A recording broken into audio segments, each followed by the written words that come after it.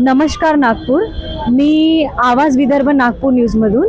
आपण आज नागपूरमध्ये संविधान चौकामध्ये जी आपली मणिपूरमध्ये जी घटना घडलेली आहे, ज्या दोन आदिवासी महिलांसोबत त्यांची जी नग्न अवस्थेमध्ये मार्च पास्ट काढण्यात आलेली आहे, तर त्यामुळे महाराष्ट्राची जी जनता आहे ती खूप क्रोधित आहे आणि आपला आक्रोश व्यक्त करत आहे.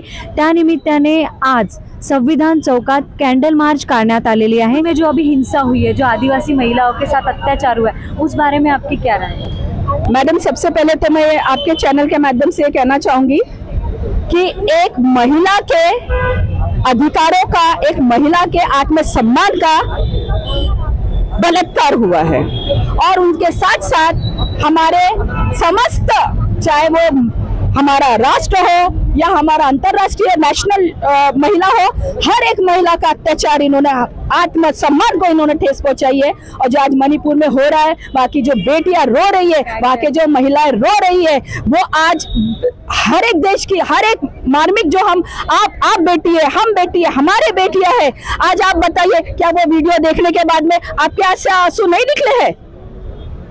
हमारे भी बच्चे, हमको भी डर लगता है कि हमारी बेटी अगर आज बाहर जाएंगी और वो वापस बराबर आएंगी कि नहीं आएंगी. आज मणिपुर में हुआ, कल महाराष्ट्र में हो सकता है, कहीं पर भी हो सकता है. बीजेपी सरकार को सिर्फ अपने केंद्र, अपनी सत्ता का ही लोभ है और ये आज पूरे जगत ने देख लिया है, पूरे विश्व में आज बीजेपी सरकार को क्यों कर रहा है इंसान कि ये पीएम सिर्फ और सिर्फ अपनी लोकप्रियता इंटरनेशनल लेवल पे बनाने के लिए, और अंध भक्त उनको और सपोर्ट करते हैं कि पीएम है, और इतना डंके की चोट पे कहते हैं कि पीएम अभी 2024 में भी बीजेपी सरकार पीएम बनेंगे. अरे भाई निकलो आप, ये जाति विशेष और ये जो आपका धर्म और सब राजनीति जो कर रहे हैं, बात आदिवासी महिला की नहीं है, बात हर एक महिलाओं की है. सिर्फ आदिवासी है या दूसरे जात के, वो देख के हमें राजनीति नहीं करना है. आज अगर दूसरे जात के होते तो उनका भी समूह आ जाता, जाटों को प्रॉब्लम है उनके समूह आ जाते. क्या SC ST और जो अल्पसंख्यक है, क्या वो महिला को जीने का अधिकार नहीं है? चाहे वो गरीब हो या अमीर हो. आज हम संविधान चौक में खड़े हैं. बाबा साहब ने सबको एक वोट का अधिकार दिया है. बाबा साहब ने कोई जाति विशेष को नहीं अधिकार दिया है, हर एक को, हर एक इंसान को उन्होंने अधिकार दिया है. और मणिपुर की राज्य, जो वहाँ की सरकार है बीजेपी सरकार, उन्होंने तो शर्म से चुल्लू भर पानी में डूब मर जाना चाहिए और अपना इस्तीफा उन्होंने वैसे ही देना चाहिए. उनको तो बोलना भी नहीं चाहिए कि आप इस्तीफा दीजिए. अगर वो सीएम को अगर थोड़ी भी शर्म होंगी और उनके भी घर में बेटियां होंगी तो उनको समझना चाहिए कि हमने बिना बोले इस्तीफा देना चाहिए. एक बात बताइए, जब सीएम का पद रहता है, आप 5 बजे जाके अंधेरे में आप सीएम के पद पे महाराष्ट्र में हुआ है, तब आप राजनीति करते हैं, और जब इतना बड़ा कांड हो रहा है तो सीएम का वहां का पर्चा फाड़ देते हैं, वो रिजाइन करने जाते हैं, पर्चा जनता फाड़ देती है. देखिए बीजेपी सरकार, आप लोगों को अभी मूर्ख नहीं बना सकते हैं. अब लोगों को बहुत अक्ल आ चुकी है, लोगों के, महिलाओं के और जनता को अब समझ में आ चुका है कि बीजेपी सरकार और मोदी सरकार आडंबर है और कुछ नहीं है, खोखली पार्टी है, राजनीति करती है और धर्म की राजनीति करती है. अभी भारत की जनता धर्म की राजनीति को बिल्कुल मानेंगी नहीं, हम इनका बहिष्कार करते हैं.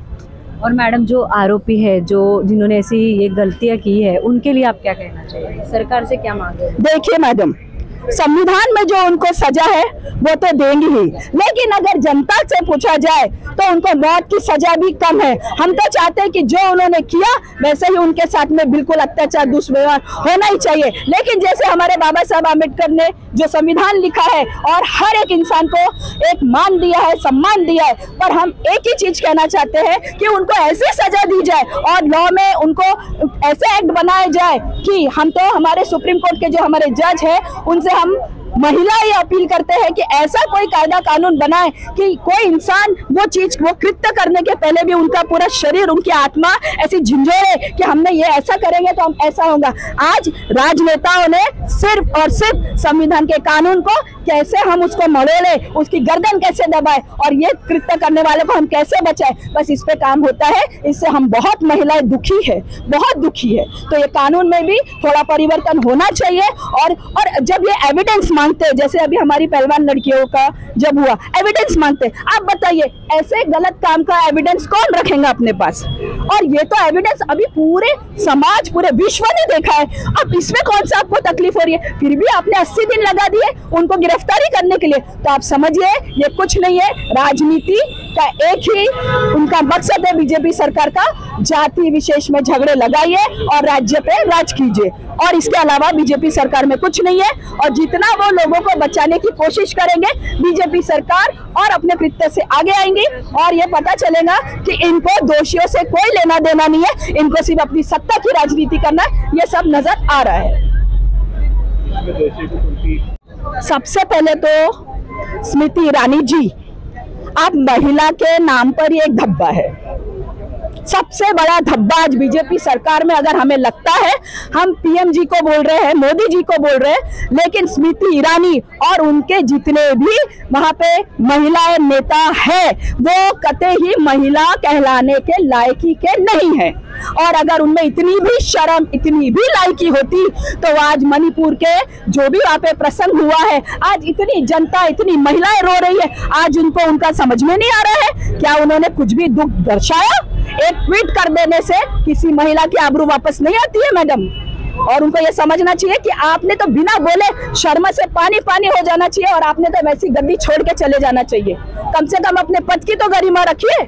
आप एक महिला है, उसकी तो गरिमा रखिए कि कम से कम अगर वो कभी पद से नीचे आए और बीजेपी सरकार कभी सत्ता में न रही, तो कम से कम उतनी तो शर्म रखिए, अपनी तो गरिमा रखिए कि हाँ आप सरकार में थे तो आपने कुछ तो महिलाओं के लिए किया। लेकिन वो भी बोलने की आज उनके पास लायकी नहीं है। पुरुष वर्ग तो जाने दीजिए, महिलाओं में भी लायकी नहीं है। मुझे तो उस स्मृति ईरानी जी के ऊपर तो बोलना भी है ना, ऐसा लगता है कि व्यस्त है। मुझे तो इच्छा भी नहीं होती उनके बारे में कुछ बोलना और ट्वीट करने की।